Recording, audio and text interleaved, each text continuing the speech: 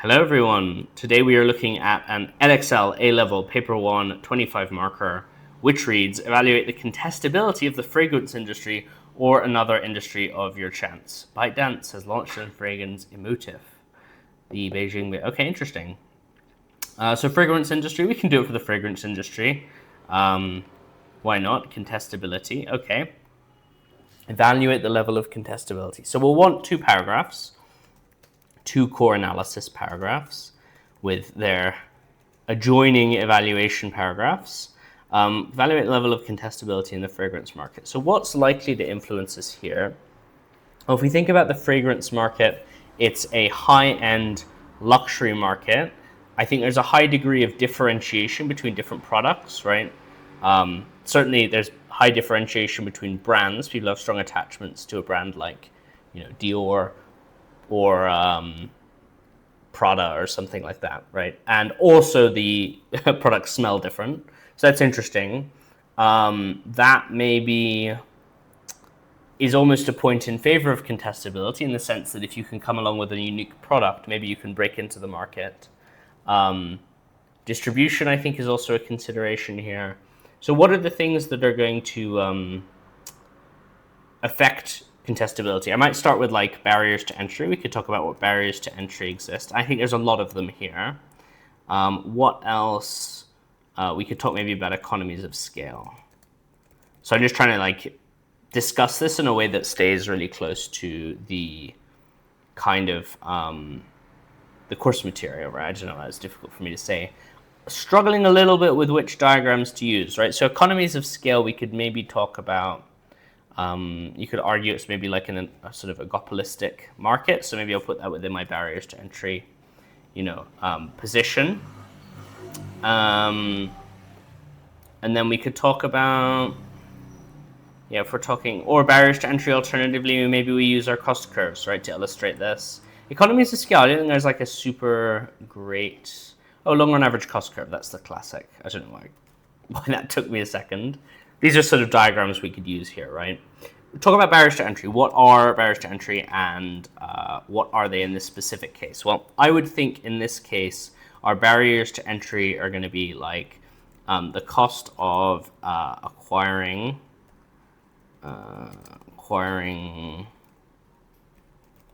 specific goods. So what do I mean by this specific goods? I mean, like there's certain things like sandalwood, what was it, oud, these like input ingredients that are like pretty hard to source, that maybe people who are producers are going to have established special relationships with these kinds of producers. So maybe there's a resistance to working with new producers. It's not like everyone in the world is producing these specific goods, so maybe they're difficult to acquire, and you need the kind of, almost more than financial, you probably need relationships to get access to these sorts of goods. Other barriers to entry, I think marketing is a massive one, because really that's fundamentally what this is. It's marketing and distribution. So we'll make those separately. So marketing, I think you have to spend a lot of money to sort of get presence of mind. These days, for building up a brand like Dior, right? They've got massive marketing budgets, and so establishing a brand identity is very expensive. A brand identity is very expensive. You need to spend a lot on ads and competitive, right? Big fragrance brands pay celebrity to endorse them, by Super Bowl ads, that sort of stuff. And so that's very difficult for a new company to break into the market. And then additionally, I think distribution is a big issue in the sense that like most people are going to go and buy a fragrance at a Nordstrom's or a business like that, right? Like a department store, John Lewis, somewhere like that. And it's going to be very difficult to break into convincing the people who run those stores to feature a new fragrance, a new product, especially when often incumbent producers are going to threaten basically those department stores to stop them from bringing in a ton of competition, right? They're going to have special relationships with the distributors that will make it difficult for you to, as a new brand, to get shelf space. And those department stores don't want to risk their relationship with Prada, for example, right? So hard to convince big box stores, right? So there's counterpoints that we can make to all of this, right? So part of it might be, nowadays e-commerce means maybe the box store stuff isn't that important. I think a lot of people sort of previously may have just gone into a box store, sampled a bunch of stuff, and then bought it. These days, maybe you see something on TikTok and then you buy it as a result. And you can buy it on like Amazon or direct to consumer. So there's like more workarounds for distribution.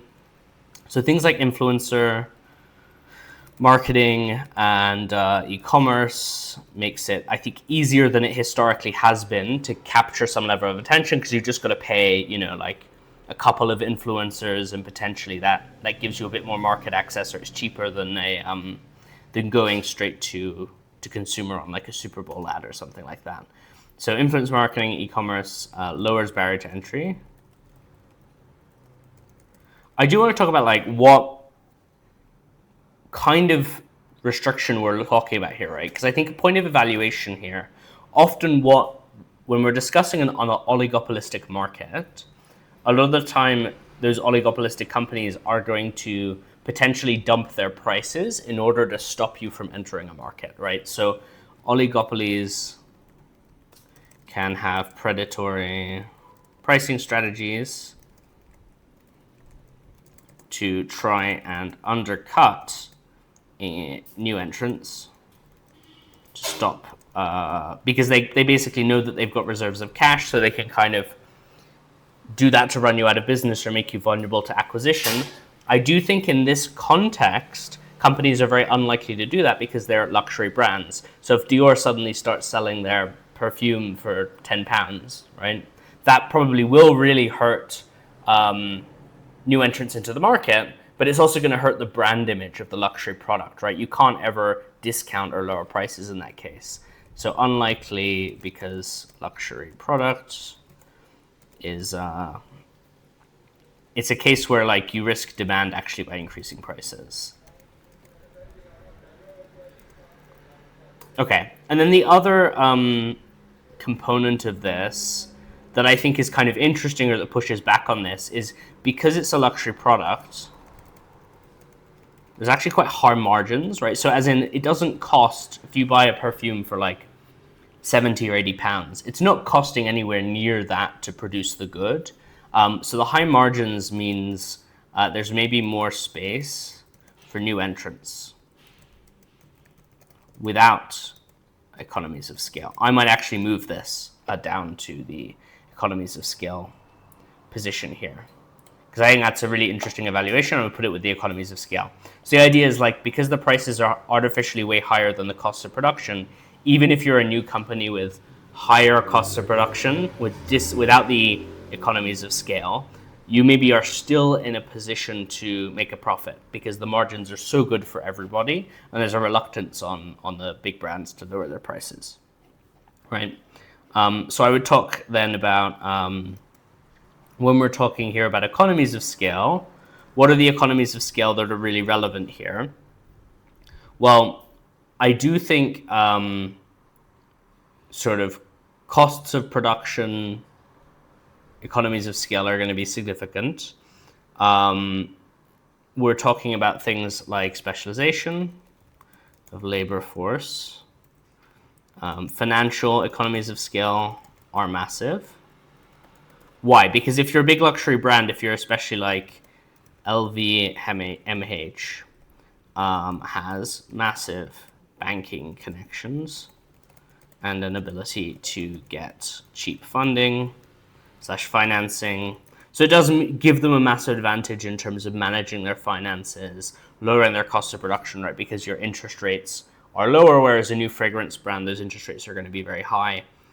If you don't know what LVMH is, it's an interesting case study. It's Louis Vuitton, Moet, Hermes, but they own a really massive chunk of the luxury market, and they are effectively a monopoly, right? So this is maybe worth discussing with barriers to entry. Is actually, that would be your application, maybe, is mentioning that this is a monopoly, and they actually have a history of threatening distributors, of threatening department stores. So basically, you can't sell any of our LVMH products if you platform are competitors, right? If you're selling someone else's goods, then we're not going to let you sell any of ours, and that's a massive deal because I think they own Dior, I think they own Gucci. There's like a lot of brands that they have control over, so that is an interesting aspect of this as well. Financial economies of scale. So what we're talking about is like, again, it's buying in bulk, I think is really important for perfume ingredients.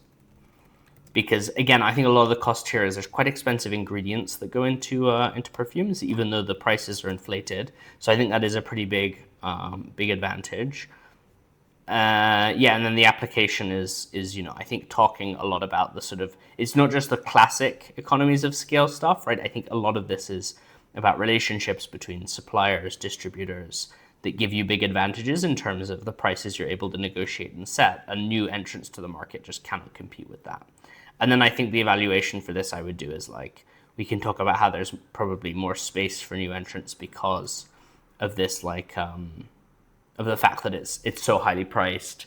And I also think, the non-traditional marketing stuff is kind of interesting as well as a reflection back on these points. So this is what I would do for this problem. Let me know in the comments what you would do to analyze this.